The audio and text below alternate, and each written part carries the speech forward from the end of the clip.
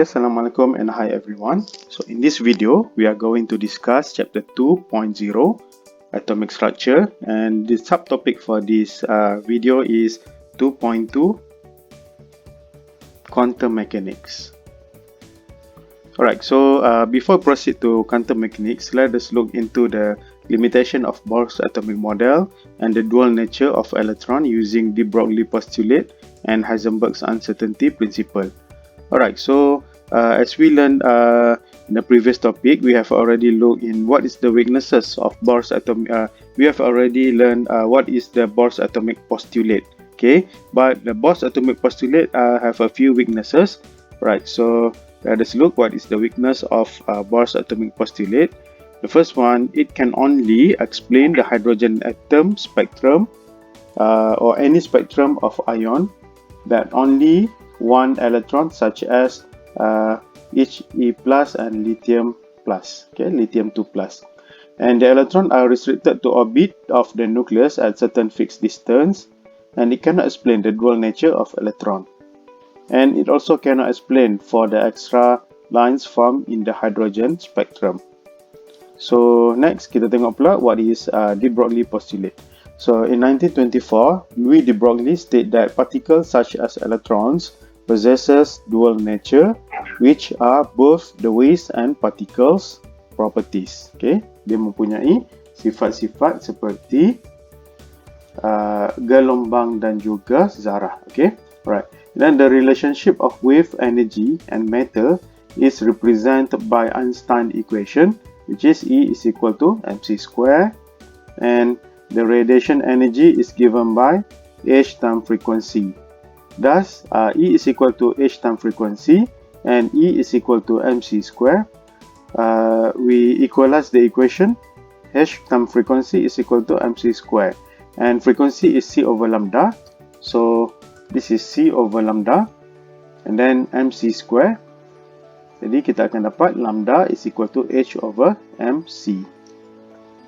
Alright, so lambda is equal to h times momentum darab frequency. Momentum times velocity of moving particles. Okay, so lambda is the wavelength of moving particles, h is Planck constant, m is the mass of the particles, and v is the velocity of moving particles. So what is Heisenberg uncertainty principle? Prinsip ketidakpastian Heisenberg.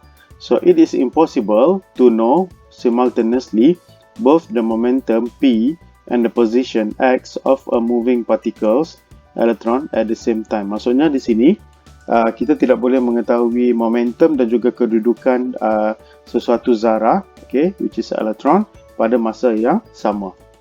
Thus, delta X times delta mv is greater than h over 4 pi, where delta X is uncertainty in position, ketidakpastian di dalam kedudukan. Delta mv is uncertainty in momentum, and h is Planck constant, m is the mass of particles, and v is the velocity of moving particles. So Heisenberg uncertainty principles states that we can only calculate the probability of finding an electron in a certain position at certain time. This violates Bohr's first postulate, which states that the electron move around the nucleus at a certain distance. Okay, dia telah tidak mematuhi hukum Bohr's. Okay, thus the region in space within there is a high probability of finding an electron in an atom or molecule is known as orbital. Alright, so that's for the two theory yang kita dah belajar, okay, de Broglie dengan Heisenberg uncertainty principle. Alright, so now we proceed to 2.2, quantum mechanics. Okay, so apa yang kita akan belajar dalam quantum mechanics? Yang pertama sekali, kita akan tengok the definition of orbital, the term of orbital, and we are going to explain all four quantum numbers of an electron in an orbital, which is yang first one ialah principal quantum number and angular momentum quantum number L, magnetic quantum number M, and spin. Okay, spin, magnetron spin quantum number, which is given by S. Right. So quantum mechanics is divided into three, okay, which is definition of orbital, quantum numbers, okay, yang ini kita akan discuss dekat dalam lecture, and then for shape of orbitals to be discussed di dalam tutorial, okay. Alright, so definition of orbitals, okay, just kita tengok apakah dia definition. Dan quantum number, kita ada principal quantum number, okay, angular quantum number, magnetic quantum number dan juga spin quantum number, okay. NLMS, okay. N is principal, L is angular, M is for magnetic, okay, and then the last one is spin, okay. Right, so quantum number ada 4 iaitu N, L, M, S. Jadi untuk our lecture today, okay, kita akan discuss all this for quantum number, okay. Alright, so tengok atomic orbitals. In quantum mechanics, electrons are being located in a space called orbitals. Okay, di dalam quantum mechanics, elektron ini dikatakan dia terletak di dalam kawasan yang dipanggil orbital. So, an electron is a three-dimensional region in space around the nucleus where there is a high probability of finding an electron. Okay, sorry, orbital dia adalah tiga dimensi. Okay, kawasan tiga dimensi ataupun ruang tiga dimension around the nucleus, di sekeliling nukleus, di mana kemungkinan untuk menemui elektron itu yang paling tinggi, highest probability to find an electron. Jadi this is the electron density map, okay, which is represented by a volume of orbital. Jadi kita akan tengok dalam bentuk orbital ni. So kalau nampak di sini, the shape of this orbital dia macam bola, okay, alright, spherical lah. So ini adalah region, okay. Kalau kita tengok region dia, region yang kedua ni dia berada dekat sini satu, and then di kawasan bawah ni satu, okay, which is sebenarnya dia dalam bentuk apa? Bentuk macam bulat dua ni lah, okay, dua biji bola yang kita panggil apa ni? Dumbbell, okay, dia macam dumbbell shape bentuk dumbbell dua lah, okay, alright. So then kita ada yang ketiga, kita ada orbital D, okay, this is orbital D, okay. Dx square, y square, okay, nanti saya akan explain one by one. Right, dz square, then dxy, y square, dxy, which is in between x dengan y. Then this one is dxz, in between x dan juga z. This is paksi x, paksi z, okay, x and z. And then this one is dyz. dyz is between y-axis dan juga z-axis. So we have dyz. Okay, alright. So what is the difference between an orbital dan juga orbit? Okay, orbit is the fixed circular path where the electron revolves around the nucleus. Okay, dia merupakan satu laluan orbit, while orbital dia adalah region in space around the nucleus where there is a high probability to find the electron. Okay, kemungkinan yang paling tinggi, the highest probability to find electron around the nucleus. So now, okay, kita tengok the quantum numbers. Okay, the quantum mechanical model of atom is a mathematical model which predict the probability of electron location and path in electron clouds. And the electron orbitals, the atom orbital, and the behavior of each electron is described by 4 quantum numbers. Jadi dia ada 4 quantum number, which is N, L, M, S. Okay, N is for principal quantum number, L is for angular momentum quantum number, M is for magnetic quantum number, and S is for electron spin quantum number. Okay, 4 iaitu N, L, M, S. Okay, alright. Senang nak ingat, nasi lemak memang sedap. Okay, alright. So tu mnemonic saya lah, for example. Alright. So principal quantum number. Principal quantum number is the value of N which determines the energy of N orbital and thereby the energy of electron in that particular orbital. Okay. The principal quantum number have only integers value n, which is equal to 1, 2, 3 until infinity. Okay, 1, 2, 3, 4. So if kita ada N1, N2, N3, N4, so the orbital size dia semakin besar.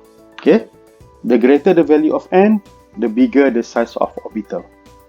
So the energy will increases, thus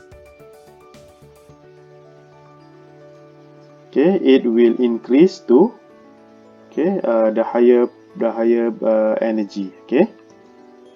Comparison of size of atomic orbitals. Comparison of size of orbital according to the value. 1s is smaller than 2s and 2s is smaller than 3s. Meaning that kalau n kita besar, jadi size dia is bigger. If n is 1, is smaller than n is 2. Okay, alright. Next, kita tengok kepada angular momentum quantum number, iaitu L. L, the alternative name is azimuthal ataupun orbital quantum number. So kita gunakan angular ataupun azimuthal lah. Okay, alright.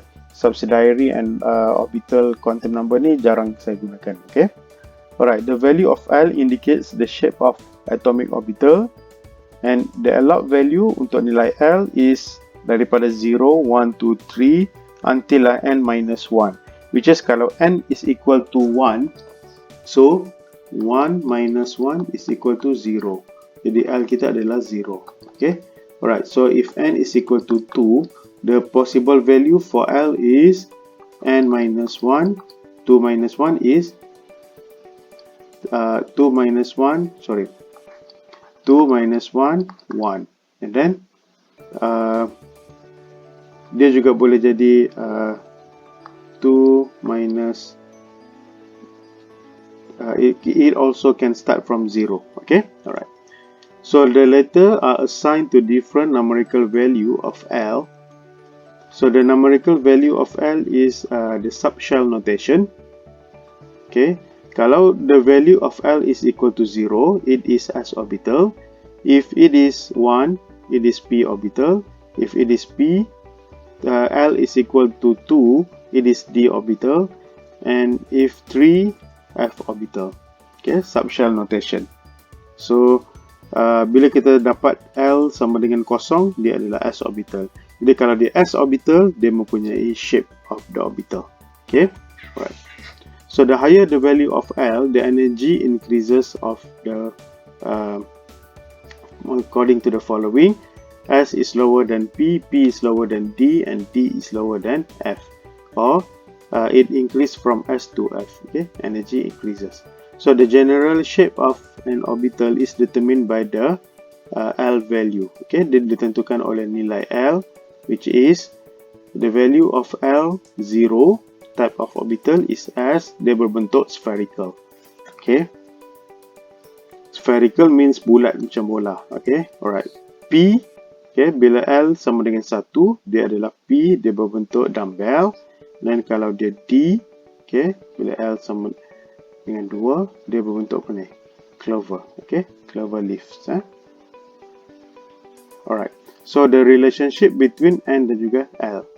So the angular momentum quantum number L divides the shell into smaller level, which is known as subshell.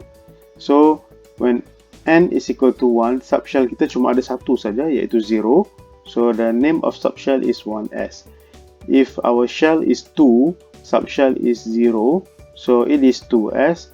If n is equal to 2, subshell is L, so it is 2p.